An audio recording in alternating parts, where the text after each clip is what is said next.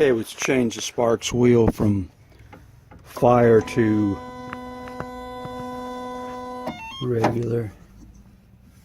Set this up here like this.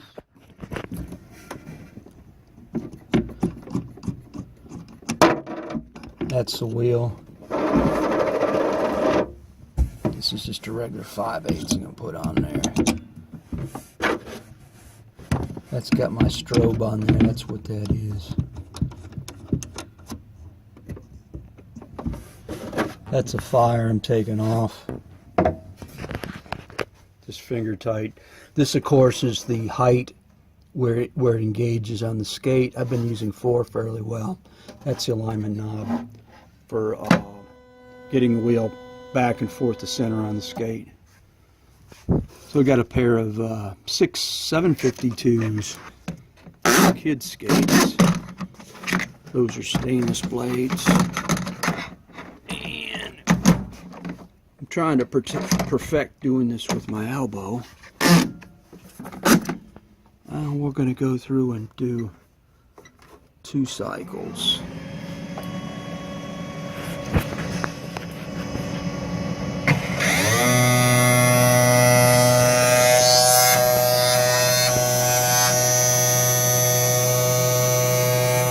Those were skate sharpened a while back, so this is just more of a touch-up.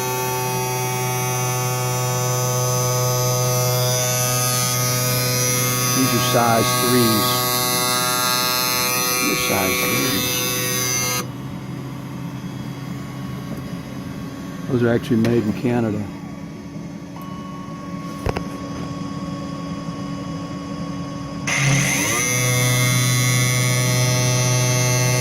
Now where that engages on the blade, you set that by the snail cam. If you want it to go higher or lower. That depends on the depth of the blade, personal preference.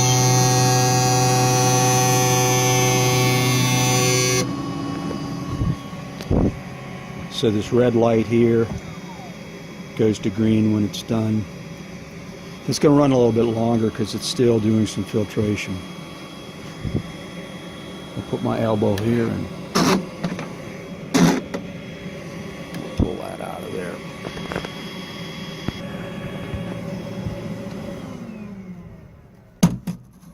I pretty much cleaned it up pretty well. Now the previous owner of these things has got a radius 10 foot. I think they originally had a 1/2 inch. I've sharpened these once before on a different sharpener. Okay, I just dropped the other in there. You gotta make sure you pull the laces out. That's kind of a little bit sloppy behavior. This is just prevent fingers from getting in there. It also makes sure that the airflow in. You got airflows in here. Dropping the tray, there's a filter back there. Now, since I already did this with 2, it's still going to be set on 2, which is kind of nifty. So if I want to do both skates equally, I just hit the button. So you can be up doing different things. You can be across the room. You see it's red, that means that it's in use. Now it sounds a little bit different because there was a little bad area right in there. It's pretty typical.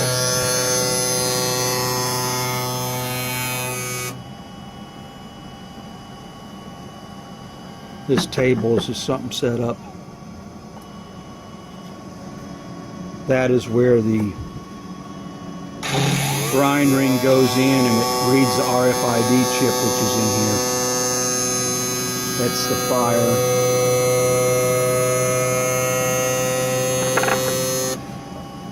Should probably try to keep these in boxes so that it doesn't get damaged if you drop. And if you got somebody who's got a weird radius of hollow, you can get them to buy their ring so you don't have the cost of the ring. There it is, green done.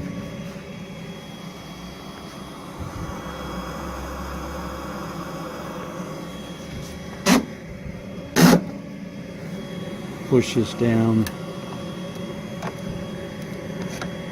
See, I don't have three hands.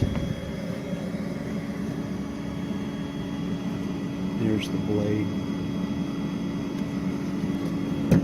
The mechanism here is self-centering. So when this edge goes to the left, this one is going to the right. Let's see if we can zoom in and see this, like here.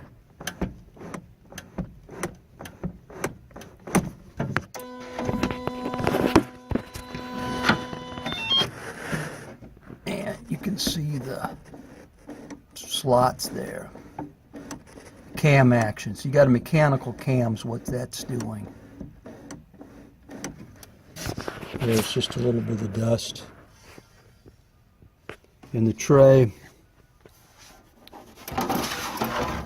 Back there is the filter.